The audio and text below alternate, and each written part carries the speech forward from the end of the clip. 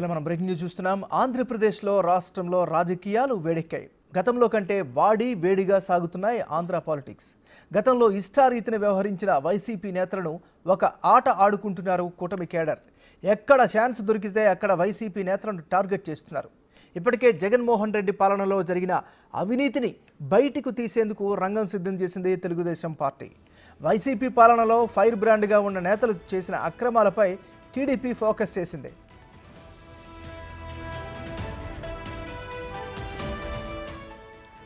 ఈ క్రమంలోనే మాజీ మంత్రి జోగి రమేష్ను ఉక్కిరి బిక్కిరి చేస్తోంది కూటమి ప్రభుత్వం.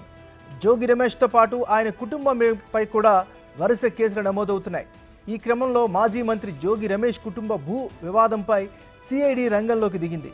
ఈ నేపథ్యంలో ఏ క్షణమైనా జోగి రమేష్ అరెస్ట్ అయ్యే అవకాశాలున్నాయి.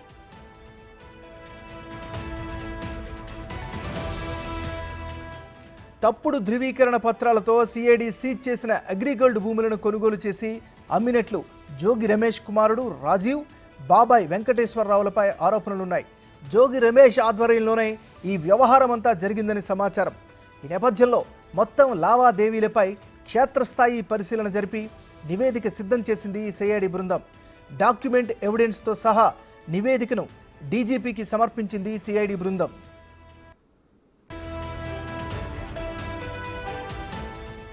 మరోవైపు ఈ వ్యవహారంపై పూర్తి నివేదికను డీజీపీకి ఇచ్చారు బెజవాడ పోలీసులు. ఈ వ్యవహారంలో 3 రెవెన్యూ అధికారులపై వేటు పడింది.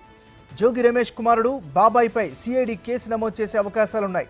ఇక ఆంధ్రప్రదేశ్లో ఉంటే తనను అరెస్టు చేసే అవకాశం ఉందని జోగి రమేష్ విదేశాలకు వెళ్లే ప్రయత్నాల్లో ఉన్నట్లు సమాచారం. ఇక చంద్రబాబు నివాసంపై దాడి కేసులో ఇప్పటికే హైకోర్టులో ముందస్తు బెయిల్ పిటిషన్ వేశారు జోగి రమేష్. కాగా ఈరోజు జోగి రమేష్ బెయిల్ పిటిషన్పై హైకోర్టులో విచారణ జరగనుంది.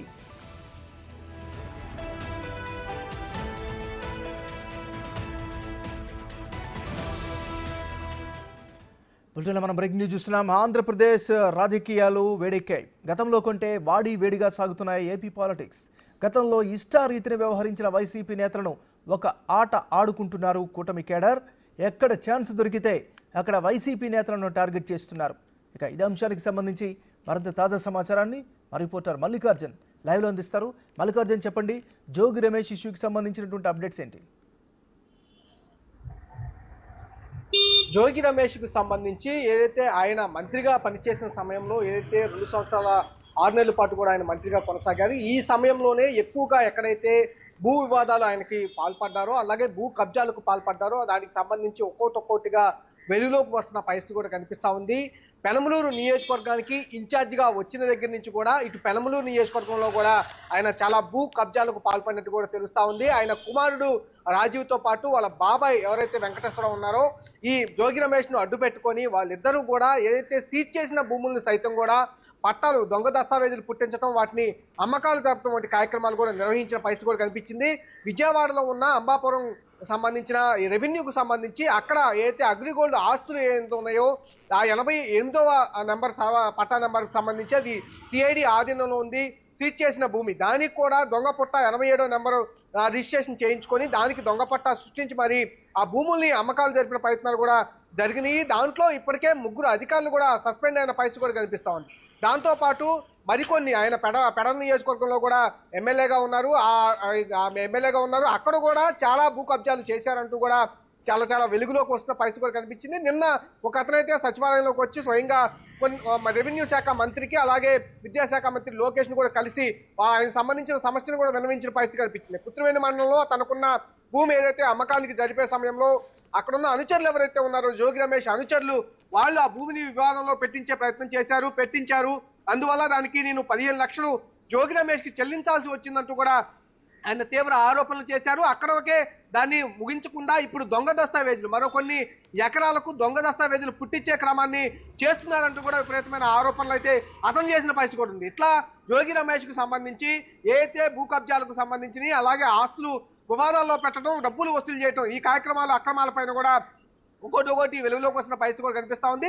దాంతోపాటు జోగి రమేష్కు సంబంధించి ఏదైతే మాజీ ముఖ్యమంత్రిగా ఉన్న చంద్రబాబు నివాసంపై దాడి చేసిన క్రమం కూడా ఉంది. దీనిపై కూడా ఇప్పటికే కేసు నమోదు చేసి విచారణ కూడా వేగవంతంగా జరుగుతున్న పరిస్థితి కూడా కనిపిస్తూ ఉంది. దీనికి సంబంధించి హైకోర్టులో ఆయన పిటిషన్ కూడా వేయడం జరిగింది. ఆ పిటిషన్ ఈ రోజు విచారణకు వచ్చే అవకాశం కనిపిస్తా ఉంది. మరియు 2-3 నెలల్లో తను అరెస్ట్ చేస్తారంటూ బహిరంగంగానే జోగి రమేష్ కూడా కామెంట్ చేసిన పరిస్థితి. ఎన్ని చూస్తా ఉంటే ఏదైతే గతంలో అక్రమాలకు పాల్పడి ఆ అక్రమార్జన చేసిన మంత్రులు కానీ, మాజీ మంత్రులు కానీ, దానికి సంబంధించిన ఎవరైతే ఉన్నారో వైసీపీ నేతలు కానీ, వీళ్ళందరిపైన కూడా కూటమి ప్రభుత్వం అయితే టార్గెట్ గా వెళ్తుందని కూడా చెప్పుకోవచ్చు. ఎందుకంటే ఏదైతే వైసీపీ ప్రభుత్వంలో అక్రమార్జికే టార్గెట్ గా పెట్టుకొని వీళ్ళందరూ కూడా అక్కడున్న ప్రజలు కానీ, టీడీపీ నేతలు కానీ, కొంతమంది వ్యాపారవేత్తలు కానీ ఇబ్బంది పెట్టి మరి డబ్బులు వచ్చిన క్రమం ఉంది. కాబట్టి వీళ్ళందరినీ టార్గెట్ చేసి ఆ అక్రమార్జనకు సంబంధించి ఏదైతే ఆరోపణలు వచ్చాయో దాన్ని నిర్ధారణ చేసుకునే విధంగా ఒక పక్క కేసులు పెట్టడం, మరో పక్క విచారణ వేగవంతం చేసే క్రమం అయితే కనిపిస్తా ఉంది.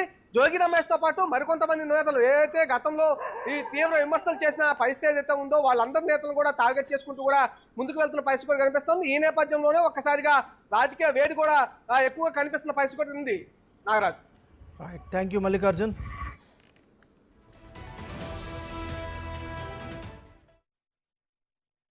నాకు మా తాతకు ముత్తాతకు సంబంధించి 28 ఎకరాల భూమి ఉందండి. మేము అందరూ మా మేనత్తలు మా చిన్నాళ్ళు మేము అందరం కలిసి పంచుకున్నాం. ఇప్పుడు ఆ భూమికి ఇప్పుడు దొంగదాసాలు పుట్టిస్తామండి ఈ జోగి రమేష్ తరుణుజులు శ్రీనివాస్ రెడ్డి. మా భూమి కాకుండా ఇంకో 30 ఎకరాలు మా చింతాత గారి భూమికి కూడా 30 ఎకరాలు కూడా టోటల్ 68 ఎకరాలు డాక్యుమెంట్ పెట్టారండి. ప్రెజెంట్ బంటుమిల్ రిజిస్ట్రేషన్ ఆఫీసులో కాకుండా బయట దొంగదాస్తావది పెట్టి ఈ సబ్రెస్టర్ చేత ఓకే చేయించుకొని చూస్తున్నాడండి. వాళ్ళకి పడదల పాస్బుక్ లాగా ఆన్లైన్ అడంగంలో వాళ్ళ పేర్లు ఉండక్కలేదండి. డబ్బులు ఇస్తే ఏ పని చేసేస్తాడు ఈ సబ్రెస్టర్లో. ఈ సబ్రెస్టర్కి తోడుగా స్టాంప్ అండ్ నైజీ గారండి.